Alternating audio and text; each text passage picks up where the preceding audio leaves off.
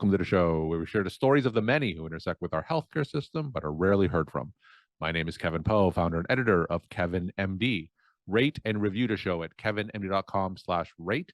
Subscribe at kevinmd.com/follow. Today on the show, we have Krystal Sodaitis. She's a pediatrician and life coach. Her KevinMD article is titled, "Who Are the Neurodiverse People in Your Life?" Krystal, welcome to the show. Hi, Kevin. Thanks for having me. We'll get into your article in a little bit. First off, briefly share your story and journey to where you are today.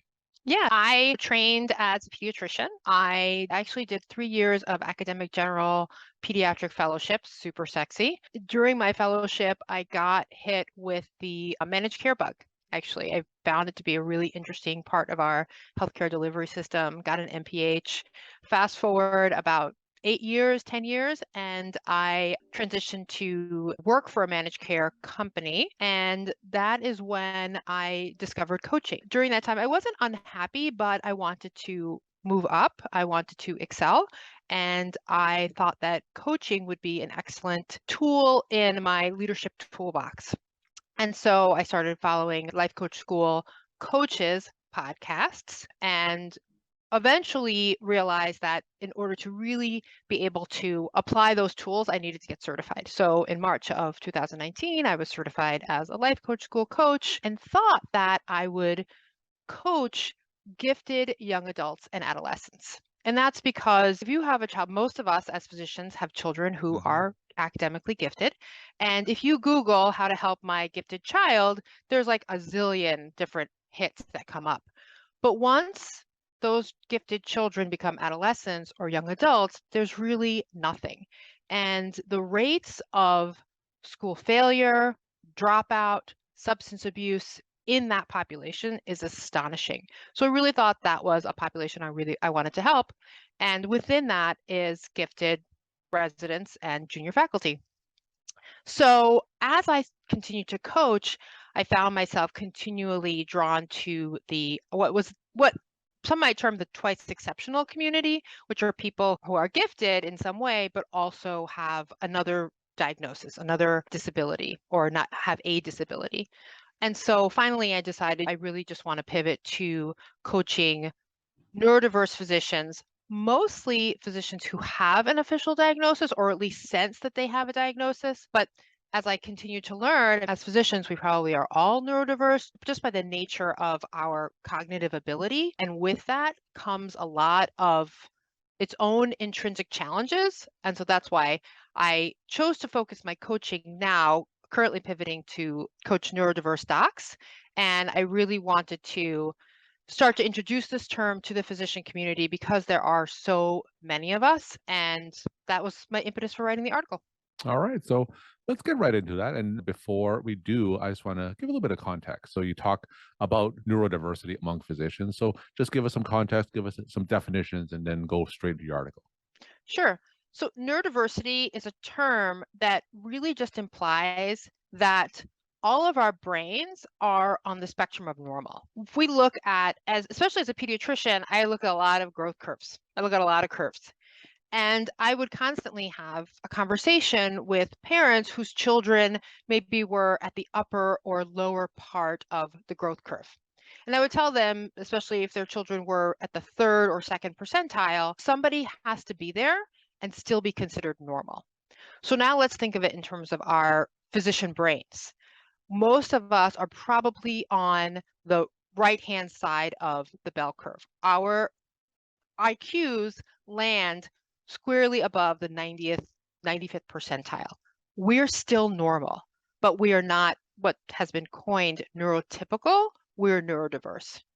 So put in there also other conditions that have been termed disabilities or disorders, attention deficit hyperactivity disorder, or autism spectrum disorder, dyslexia, which is considered a learning disorder. Are there traits of those diagnoses that may be more significant or may lead to a struggle that more than someone who, let's say, doesn't have dyslexia have? Yes. But there are also considerable strengths that we know tend to be more common in people with those particular diagnoses. So it's all on the spectrum. That's why neurodiversity really is intended to highlight that this is all on the spectrum of normal. So tell us, why is it important to have that framework, that neurodiversity framework, where all these conditions that you mentioned are on the spectrum of normal? Why is that important? Because if we don't, we have typically pathologized those issues. So, for example, someone with hyperactivity or ADHD, as it's commonly known, that's you need to sit still, you need to learn to focus, you need to and. But what we don't see are the amazing strengths that come with some of those diagnoses, right? People with ADHD tend to also be able to hyper focus. They can really get in deep. They tend to be extraordinarily creative. We don't see that, but we don't call someone who, honestly, like me, who I consider myself to be less than creative, I don't think of myself as disordered because I'm not as creative as some of the amazing people with ADHD that I know.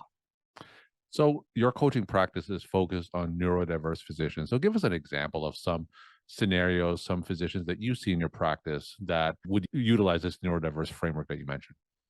It's the way that they have talked to themselves, right? Thinking that I just need to be more organized. I just need that there's a problem with the way they are. As a coach, I'm not treating their ADHD, but if they, for example, they want help with organization or executive functioning, which is our ability to plan something out and execute on that plan, then we work on how can you set your goals or how can you reach your goals knowing that there are some areas that you might struggle. Let's come up with some strategies to help you, and not in ways that you're going to maximize being successful and not beat yourself up and not continue to tell yourself, oh, there's something wrong with me. A big example is people with ADHD, and I know I keep using that term, but it is one of the most common neurodevelopmental diagnoses. They're always told, make a list. Write down your to-do list, make a list, and then check things off. What if you can make a list, but then you need to remember to look at that list, which can be a considerable challenge. So we work a lot on the shame that comes with having a diagnosis. A lot of people, it impacts their imposter syndrome. We know how prevalent imposter syndrome is, especially within the physician community. And if they have a diagnosis of anything, ADHD, dyslexia, they're concerned that if it gets out, then what will people think? Some people think that they got into medical school by accident or they were lucky, and all of that, the basis of a lot of that is around their diagnosis, and we coach a lot about that.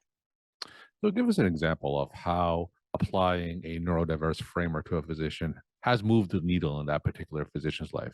Do you have a case study or a scenario where you've made a difference? This one stands out. I think that she's talked about her, I'm not going to say the name, but I think that she has talked about her story. And there is a particular physician who I worked with that had been told as an adult, she had been diagnosed, like many of us, diagnosed later in her life, like I think it was either medical school or residency. When she went to seek medication to help with focus, she was told, you're an adult. You don't really need this. You've done fine all this time. And she turned that around to make it mean that there was something wrong with her for seeking help and for seeking pharmacological treatment for her struggles.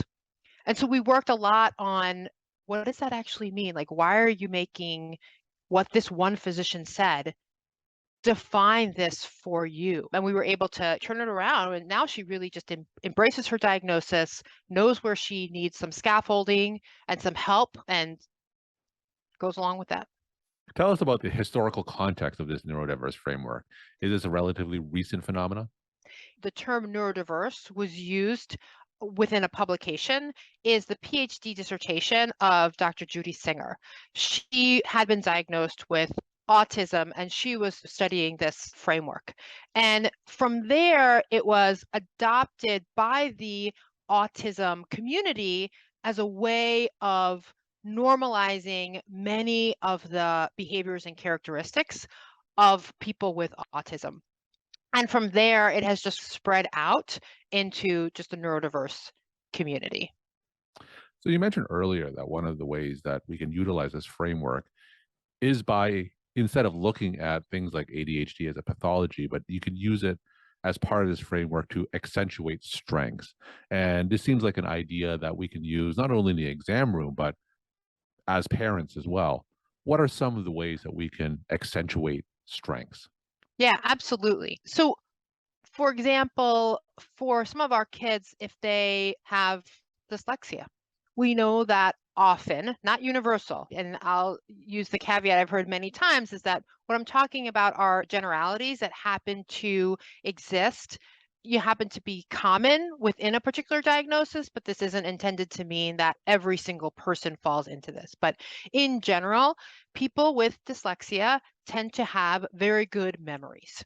It is because they can't rely on being able to go back and read something over and over again that they quickly incorporate that information into their minds and then they're able to recall it. So, if your child with dyslexia, if you have noticed that they have an incredible memory, don't force them to continue to read and go back. Utilize that, maybe help them to develop their memory skills, right? Make sure that they're doing everything that they need for good memory, getting plenty of rest, good nutrition, etc. But don't pigeonhole them into, oh no, we have to make sure that you can read and do your reading 30 minutes a day. And perhaps instead of reading 30 minutes a day, they listen to an audiobook. And if they are able to recount that information and not memorize it, but just be able to incorporate it and let you know, that's perfectly fine. We're talking to Krystal Sodaitis. She's a pediatrician and life coach. Her KevinMD article is titled, "Who Are the Neurodiverse People in Your Life?" So, Krystal, I think that in terms of this framework being a relatively recent phenomenon, so what's the general acceptance of this framework? Are you encountering some pushback or resistance when you try to recategorize or reframe something that used to be a pathology? I really encounter very little resistance. I think that so many people, it's an aha moment. It's one of those things where it was like, wow, I knew this, but now that you've said, but I couldn't articulate it. But now that they hear it, they're like, absolutely, I totally understand. And my final question, what are some of your take-home messages that you want to leave with the KevinMD audience? I think take home would be first is that we are all neurodivergent. Again, I will say just by requisite, there's no IQ check at the door of medical school, but I think just as a prerequisite, most of us fall into that neurodivergent category. If we happen to also have a diagnosis that goes along with that, look to your strengths. Are there places that maybe you need a little bit of scaffolding? Sure, we all have that. But look to your strengths. Your diagnosis doesn't define you. You get to decide what you want to do with it. Krystal, thank you so much for sharing your time and insight. Thanks again Thank for being you. on the show.